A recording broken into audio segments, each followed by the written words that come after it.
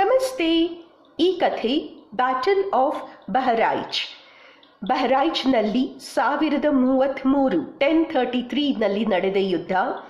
ಆ ಯುದ್ಧದ ನಾಯಕತ್ವ ವಹಿಸಿದ್ದ ಶ್ರಾವಸ್ತಿಯ ರಾಜ ಸುಹೇಲ್ ದೇವ್ನ ಕಥೆ. ರಾಜ ಸುಹೇಲ್ ದೇವ್ ಶ್ರಾವಸ್ತಿಯ ರಾಜ. 1033ನಲ್ಲಿ ನಡೆದ ಬ್ಯಾಟಲ್ ಆಫ್ ಬಹರೈಚ್ನ ಕಥೆ ಇದು. 1033ನಲ್ಲಿ ಘಜ್ನಿಯಿಂದ ಸೈಯದ್ ಸಲಾರ್ ಮಸೂದ್ ಘಜ್ನಿ ಒಂದು ದೊಡ್ಡ ಬೃಹತ್ ಸೈನ್ಯ, 1,80,000 ಇಸ್ಲಾಮೀ ಸೈನಿಕರ ಬೃಹತ್ ಸೈನ್ಯದೊಂದಿಗೆ ಕಾಶ್ಮೀರ್ ಕಣಿವೆಗಳನ್ನು ದಾಟಿ ಭರತ ಭೂಮಿಗೆ ಕಾಲಿಡ್ತಾನೆ. ಅವನು ಈ ಬಾರಿ ಅಯೋಧ್ಯ ಮತ್ತು ಉಜ್ಜಯಿನಿಯ ಮಂದಿರಗಳನ್ನು ಧ್ವಂಸ ಮಾಡಲು ಬಂದಿದ್ದ ಅಂತ ಇತಿಹಾಸಕಾರರು ಹೇಳ್ತಾರೆ. ಈ ಬೃಹತ್ ಸೈನ್ಯನ ಶ್ರಾವಸ್ತಿಯ ರಾಜ ಮೋರಧ್ವಜನ ಮಗ ರಾಜ ಸುಹೇಲ್ ದೇವ್ ತಡೆ ಹಿಡಿಯಲು ಪ್ರಯತ್ನಪಟ್ಟ. ತನ್ನ ಸೈನ್ಯದೊಂದಿಗೆ ಹೋಗಿ ಸೈಯದ್ ಸಲಾರ್ ಮಸೂದ್ ಘಜ್ನಿಯನ್ನ ಸೋಲಿಸಲು ರಾಜ ಸುಹೇಲ್ ದೇವ್ ನೋಡ್ತಾನೆ. ಬಹಳ ಶೌರ್ಯದಿಂದ ಬಹಳ ವೀರವಾಗಿ ಹೋರಾಡಿದ್ರು ರಾಜ ಸುಹೇಲ್ ದೇವ್ ಸೋತು ಶ್ರಾವಸ್ತಿಗೆ ಹಿಂದಿರುಗಿದ ರಾಜ ಸುಹೇಲ್ ದೇವ್ ಒಂದು ನಿಮಿಷ ಯೋಚಿಸ್ಬಿಟ್ಟು ತದನಂತರ ರಾಜ ಸುಹೇಲ್ ದೇವ್ ಇಂದೋರ್ನ ರಾಜ ಭೋಜ್ ಹತ್ರ ಬರ್ತಾನೆ. ರಾಜ ಭೋಜಪಾಲ ನಗರ, ನಾವಿವತ್ತೇನು ಭೋಪಾಲ್ ಅಂತ ಹೇಳ್ತೀವಿ, ಭೋಜಪಾಲ ನಗರ, ಭೋಪಾಲನ್ನು ಸ್ಥಾಪಿಸಿದ ರಾಜ ಭೋಜ್. ರಾಜ ಸುಹೇಲ್ ದೇವ್ ರಾಜ ಭೋಜ್ ಹತ್ರ ಬಂದ್ಬಿಟ್ಟು ಹೇಳ್ತಾನೆ, ಸೈಯದ್ ಸಲಾರ್ ಮಸೂದ್ ಘಜ್ನಿಯ ಒಂದು ವಿಶಾಲ ಸೈನ್ಯ ಘಜ್ನಿಯಿಂದ ಮತ್ತೆ ನಮ್ಮ ಭರತ ಭೂಮಿಗೆ ಬಂದಿದೆ. ನಾನು ಸೈಯದ್ ಸಲಾರ್ ಮಸೂದ್ ಘಜ್ನಿಯನ್ನ ತಡೆ ಹಿಡಿಯಲು ಪ್ರಯತ್ನ ಪಟ್ಟೆ, ಆದರೆ ಸೋತೋದೆ. ಆದರೆ ಇದೇ ಆಗ್ತಾ ಇರೋದು. ನಾವು ಎಲ್ಲ ರಾಜಪೂತ್ ರಾಜರು, ಹಿಂದೂ ರಾಜರು ಒಬ್ಬೊಬ್ಬರೇ ಹೋರಾಡ್ತೀವಿ, ಒಬ್ಬೊಬ್ಬರೇ ಈ ಇಸ್ಲಾಮೀ ಸೈನ್ಯದ ಜೊತೆ ವೈಯಕ್ತಿಕವಾಗಿ ಒಬ್ಬೊಬ್ಬರೇ ಹೋರಾಡ್ತೀವಿ, ಸೋತ್ ಹೋಗ್ತೀವಿ. ಸೊ ಹೀಗೆ ಆಗ್ತಾ ಇರೋದು. ನಮ್ಮ ಮಂದಿರಗಳು ಧ್ವಂಸವಾಗ್ತಿವೆ. ಈ ಬಾರಿ ಹೀಗಾಗೋದು ಬೇಡ. ಸೋತೆ ಅಂತ ನಾಯಿನ ಕೈ ಕಟ್ಕೊಂಡು ಸುಮ್ಮನೆ ಕೂತ್ಕೊಳ್ಳೋದಿಲ್ಲ. ನೀನು ನನ್ನ ಜೊತೆ ಬಾ. ಶ್ರಾವಸ್ತಿಗೂ ಇಂದೋರ್ಗೂ ಹಿಂದೆ ಏನೇ ವೈಮನಸ್ಯ ಇದ್ದರು, ಶ್ರಾವಸ್ತಿ ರಾಜ್ಯಕ್ಕೂ ಇಂದೋರ್ ರಾಜ್ಯಕ್ಕೂ ಹಿಂದೆ ಏನೇ ಸಣ್ಣ ಪುಟ್ಟ ಜಗಳಗಳಾಗಿದ್ರು, ಅದನ್ನೆಲ್ಲ ಪಕ್ಕಕ್ಕಿಟ್ಟು ಅದನ್ನೆಲ್ಲ ಮರೆತು ನನ್ನ ಜೊತೆ ಬಾ. ನಾವಿಬ್ಬರು ಕೂಡಿದ್ರೆ, ನಮ್ಮ ಎರಡು ಸೈನ್ಯಗಳು ಕೂಡಿದ್ರೆ ನಾವು ಸೈಯದ್ ಸಲಾರ್ ಮಸೂದ್ ಘಜ್ನಿನ ಖಂಡಿತವಾಗ್ಲೂ ವಾಪಸ್ ಕಳಿಸಬಹುದು ಅಂತ ಹೇಳಿ ರಾಜ ಸುಹೇಲ್ ದೇವ್ ರಾಜ ಭೋಜ್ನ ಕೇಳ್ಕೊತಾನೆ. ರಾಜ ಭೋಜ್ ಒಂದು ಹೆಜ್ಜೆ ಮುಂದಕ್ಕೆ ಹೋಗ್ತಾರೆ. ರಾಜ ಭೋಜ್ ಹೇಳ್ತಾನೆ, ಮಹಾರಾಜ್ ಸುಹೇಲ್ ದೇವ್, ನೀವು ಹೇಳ್ತಾ ಇರೋದು ಅಕ್ಷರಶಃ ನಿಜ. ಪ್ರತಿ ಬಾರಿ ಬರ್ತಾರೆ, ನಮ್ಮಲ್ಲಿ ಒಗ್ಗಟ್ಟಿಲ್ಲ, ನಾವು ಒಬ್ಬೊಬ್ಬರೇ ಹೋರಾಡಿ ಸೋಲ್ತಾ ಇದ್ದೀವಿ. ನಾನು ಒಂದು ಕೆಲಸ ಮಾಡ್ತೀನಿ, ಮಿಕ್ಕ ಎಲ್ಲ ರಾಜರಿಗೂ ಪತ್ರ ಬರೀತೀನಿ ಅಂತ ಹೇಳ್ತಾರೆ. ರಾಜ ಭೋಜ್ ಸರಿಸುಮಾರು 28 ರಾಜರಿಗೆ ಪತ್ರ ಬರೆದಿದ್ದು, ಅದರಲ್ಲಿ 17 ಅಥವಾ 21, ನಾಟ್ ಶ್ಯೂರ್, 17 ಅಥವಾ 21 ರಾಜರು ಆ ಪತ್ರಕ್ಕೆ ಬೆಲೆ ಕೊಟ್ಟು ಆ ಕಾಗದವನ್ನು ಓದಿದ ತಕ್ಷಣ ತಮ್ಮ ಸೈನ್ಯದೊಂದಿಗೆ ಭೋಪಾಲ್ಗೆ ಬರ್ತಾರೆ. 1033 ಇಸ್ವಿಯಲ್ಲಿ ಗುಡಿಪಾಡ್ವ ಯುಗಾದಿಯ ದಿನ ಈ ಎಲ್ಲ ರಾಜರು ಭೋಜೇಶ್ವರ ಶಿವಮಂದಿರದಲ್ಲಿ ನಿಂತು ಪ್ರತಿಜ್ಞೆ ಮಾಡಿದ್ರು. ಏನಂತ ಪ್ರತಿಜ್ಞೆ ಮಾಡಿದ್ರು? ನಾವು ಶಿವಭಕ್ತರು, ನಮಗೆ ಜಾತಿ ಉಪಜಾತಿ ಪಂಗಡ ವಿಂಗಡ ಏನೂ ಇಲ್ಲ. ಯಾವಾಗಲೂ 50 ವರ್ಷದ ಹಿಂದೆ ನಡೆದಿದ್ದು, 100 ವರ್ಷದ ಹಿಂದೆ ನಡೆದಿದ್ದು ಸಣ್ಣ ಪುಟ್ಟ ಜಗಳಗಳನ್ನೆಲ್ಲ ನಾವು ಮರ್ತಿದ್ದೀವಿ. ಆ ವಂಶ ಈ ವಂಶ, ಆ ಮೇಲು ಈ ಕೀಳು ಏನೂ ಇಲ್ಲ. ಇಲ್ಲಿ ನಿಂತಿರುವ ನಾವು 17 ರಾಜರು ಕೇವಲ ಶಿವಭಕ್ತರು, ಅದು ಹೊರತು ನಾವಿನ್ನೇನೂ ಅಲ್ಲ ಅಂತ ಹೇಳಿ ಈ 17 ರಾಜರು ಭೋಜೇಶ್ವರ ಶಿವಮಂದಿರದಲ್ಲಿ ಯುಗಾದಿಯ ದಿನ ಪ್ರಮಾಣ ಮಾಡಿ ಅಲ್ಲಿಂದ ಒಗ್ಗಟ್ಟಾಗಿ ಸೈಯದ್ ಸಲಾರ್ ಮಸೂದ್ ಘಜ್ನಿಯನ್ನ ಎದುರಿಸಲು ಬಹರೈಚ್ಗೆ ಹೋಗ್ತಾರೆ. 14th June 1033.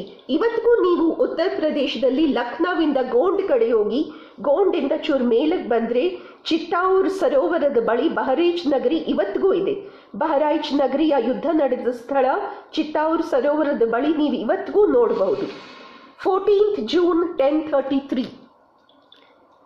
ಆದರೆ ಯುದ್ಧ ಆಗೋಕ್ಕಿಂತ ಮುಂಚೆನೂ ರಾಜ ಸುಹೇಲ್ ದೇವ್ ಹೇಳ್ತಾನೆ, ಇದು ರಾಮಕ್ಷೇತ್ರ. ಶ್ರೀರಾಮಾಯಣದಲ್ಲಿ ರಾಮ ಹೇಳ್ದಾಗೆ, ಮಹಾಭಾರತದಲ್ಲಿ ಶ್ರೀಕೃಷ್ಣ ಹೇಳ್ದಾಗೆ ನಾವು ಕಡೆಯ ಬಾರಿ ಒಂದು ಸರ್ತಿ ಶಾಂತಿಗೆ ಪ್ರಯತ್ನ ಪಡಬೇಕು. ರಾಮ ಹಾಕೊಟ್ಟ ಮಾರ್ಗ, ಕೃಷ್ಣ ಹೇಳಿದ ಮಾತು, ಕಡೆಯ ಬಾರಿ ಒಂದು ಸರ್ತಿ ನಾವು ಶಾಂತಿ ದೂತನ್ನ ಕಳಿಸ್ಲೇಬೇಕು, ನಮ್ಮದು ರಾಮರಾಜ್ಯ ಅಂತ. ಆ ರೀತಿ ಕಡೆಯ ಬಾರಿ ಒಂದು ಸರ್ತಿ ಒಬ್ಬ ಶಾಂತಿ ದೂತನ್ನ ಸೈಯದ್ ಸಲಾರ್ ಮಸೂದ್ ಘಜ್ನಿ ಹತ್ರ ಕಳಿಸಿದ್ರು. ಇದು ಹಿಂದೂ ರಾಷ್ಟ್ರ, ಹೆಂಗ್ ಬಂದಿದೆಯೋ ಹಂಗೆ ವಾಪಸ್ ಹೊರಟೋಗು, ಇನ್ನೆಂದೂ ಬರೋದಿಲ್ಲ ಅಂತ ಪ್ರಮಾಣ ಮಾಡಿ ನಿನ್ನ ಊರಿಗೆ ನೀನು ವಾಪಸ್ ಹೋಗು. ರಕ್ತಪಾತ, ಯುದ್ಧ ಯಾವುದು ಇದು ನಮಗೂ ಇಷ್ಟ ಇಲ್ಲ. ನೀನು ಇಂದೆಂದೂ ವಾಪಸ್ ಬರಲ್ಲ ಅಂತ ಪ್ರಮಾಣ ಮಾಡಿ ನೀನು ಪಾಡಿಗೆ ನೀನು ಹೊಟ್ಟೋಗೋದಾದ್ರೆ ನಿನ್ನನ್ನು ಹೋಗಕ್ಕೆ ಬಿಡ್ತೀವಿ ಅಂತ. ಅದನ್ನು ಕೇಳಿ ಸೈಯದ್ ಸಲಾರ್ ಮಸೂದ್ ಘಜ್ನಿ ಗಹಿಸಿ ಕೆಟ್ಟದಾಗಿ ಕ್ರೂರವಾಗಿ ಹ ಹ ಹ ಅಂತ ನಕ್ಕದನಂತೆ.